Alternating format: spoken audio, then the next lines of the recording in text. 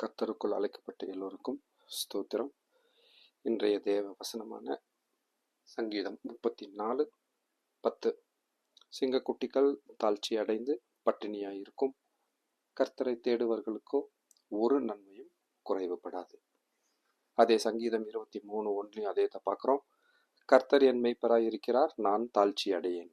நம்ம எடுத்துக்கிற பாகம் கர்த்தரை தேடுவோம், கர்த்தரை தேடுகிறவர்களுக்கோ ஒரு நன்மையும் குறைவுபடாது. இந்த இடத்துல தாழ்ச்சி அடையேன் அப்படிங்கிற ஒரு வார்த்தையை பார்க்குறோம். தாழ்ச்சி அடையிறதுனாக்கா ஒன்றும் இல்லாம லேக்கிங், ரொம்ப சோர்வா.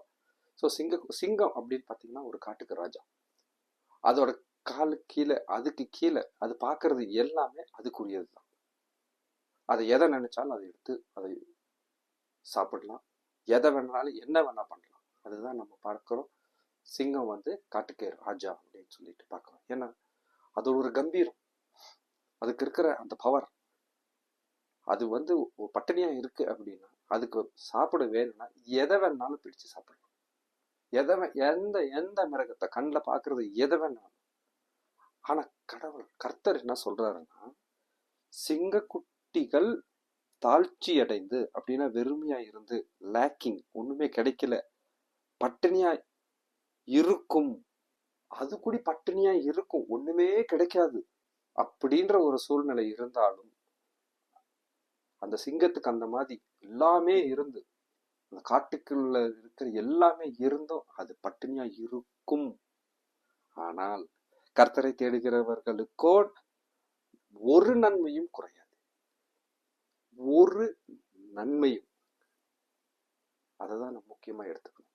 நம்ம வாழ்க்கையில நம்மளுக்கு சேர வேண்டிய நன்மைகள் எதுவுமே குறைவுபடாமல் நம்மளுக்கு பொக்கிஷமா கர்த்தருக்குள் மறைந்திருக்கிறது. அதனாலதான் கர்த்தரை தேடுவார்களுக்கோ ஒரு நன்மை. அவரை போய் தேடி பார்க்கணும். அவருக்குள்ளதான் எல்லா நன்மையும் முற்றிலுமாக மறைந்திருக்குது. அதனாலதான் பாருங்க, மத்தேயு 7:9-11 அதேதான் லூக்கா 11வது அதிகாரம் 11-13 வரைக்கும் படிக்கிறோம். மத்தேயு 7:9-11 வரைக்கும் என்ன சொல்லுதுன்னா, உங்களில் எந்த மனுஷனானாலும் தன்னிடத்தில் அப்பத்தை கேட்கிற தன் மகனுக்கு கல்லை கொடுப்பானா? மீனை கேட்டால் அவனுக்கு பாம்பை கொடுப்பானா? ஆகையால் பொல்லாதவர்களாகிய நீங்கள் உங்க பிள்ளைகளுக்கு நல்ல ஈவுகளை கொடுக்க அறிந்திருக்கும் போது, பரலோகத்தில் இருக்கிற உங்கள் பிதாவிடத்தில் வேண்டிக் கொள்கிறவர்களுக்கு நன்மையானவைகளை கொடுப்பது அதிக நிச்சயம் அல்லவா? இப்ப என்ன அங்க போட்டிருக்காரு பாருங்க, நன்மையானவைகளை கொடுப்பது அதிக நிச்சயம் அல்லவா? நீங்க வேண்டும் போது என்ன வேணா எதை வேண்டுனாலும் வேண்டிக்கலாம். அதுல தடை கிடையவே கிடையாது. இந்த உலகத்துல ஒவ்வொருத்தருக்கும் ஒவ்வொரு விருப்பம் இருக்கு, ஒவ்வொருத்தருக்கும் ஒரு தேவைப்படுது, ஒவ்வொருக்கும் வேண்டுதல் இருக்கு. என்ன வேணா நீ வேண்டலாம். ஆனால் நிச்சயம் என்ன? நன்மையானவைகளை கொடுப்பது அதிகம் நிச்சயம். கடவுளை போய் தேடும் போது இருக்கு. நீங்க கேட்கறது எது வேணா இருக்கலாம், ஆனா உனக்கு எது நன்மை, அது கர்த்தருக்குள் டோட்டலா உள்ளுக்குள்ளேயே பரலோக பிதா சீல் பண்ணி வச்சிருக்கு. அதுதான் நம்ம யோவான் 6:26-27 நம்ம பாக்குறோம். இயேசு அவர்களுக்கு பிரதியுத்தரமாக, நீங்கள் அற்புதங்களை கண்டடைந்ததினால் அல்ல, நீங்கள் அப்பம் புசித்து திருப்தி ஆனதினாலே என்னை தேடுகிறீர்கள் என்று மெய்யாகவே மெய்யாகவே உங்களுக்கு சொல்கிறேன். அழிந்து போகிற போஜனத்திற்காக அல்ல, நித்திய ஜீவன் வரைக்கும் நிலை நிற்கிற போஜனத்திற்காகவே கிரியை நடப்பியுங்கள். அதை மனுஷகுமாரன் உங்களுக்கு கொடுப்பார். அவரை பிதாவாகிய தேவன் முத்திரித்திருக்கிறார். இந்த முத்திரித்திருக்குன்னா இங்கிலீஷ்ல ரொம்ப அழகா போட்டிருக்கு, இட் இஸ் சீல்டு.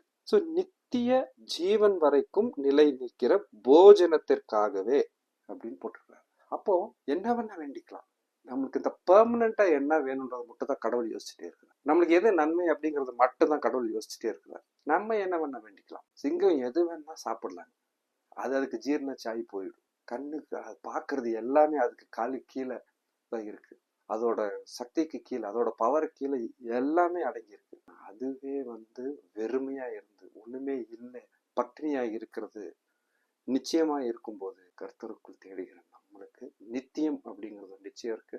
அந்த நித்தியத்துக்குள்ள போறதுக்கு எல்லாமே பிதா கர்த்தருக்குள் இயேசுக்குள்ள அதை போட்டு முத்திரையிட்டு சீல் பண்ணி வச்சிருக்கிறாரு. அங்க போய் நம்ம தேடி அதை பிடிச்சுக்கணும். அதுதான் இந்த வசனம் சொல்லும்.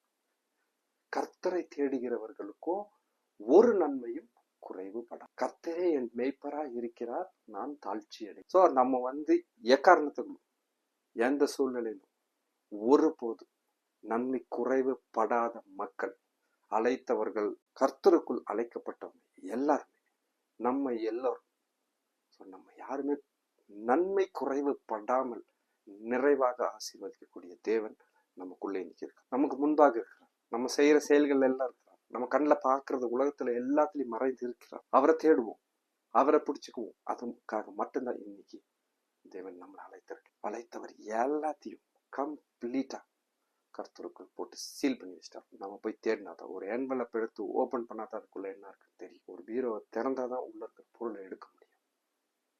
நம்ம ஒரு பேங்க்ல போய் காசு எடுக்கனாலும் அந்த அக்கௌண்ட்ல இருக்கிறது, உள்ள இருக்கிறது என்னன்னு அக்கௌண்ட்டை ஓபன் பண்ணி பார்த்தாதான் எவ்வளோன்னு தெரியும்.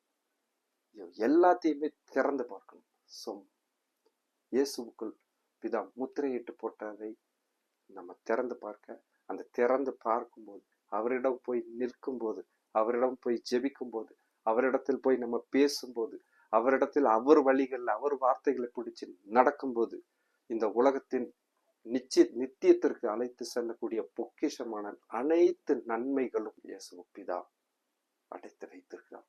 தேடிக்கும். ஒரு நன்மையும் குறைவுபடாத நாளாக இன்று இருக்கணும், இருக்குது. அதை போய் நம்ம தேடி பற்றிக்கொள்வோம், பிடித்துக் கொள்வோம். ஆசீர்வாதமான நாளாக இன்று இருக்க தேவன் வல்லமையாய் நம்ம கூட இருப்பார். எல்லா நன்மைகளையும் நிறைவாய் கொடுப்பார். ஆமென்.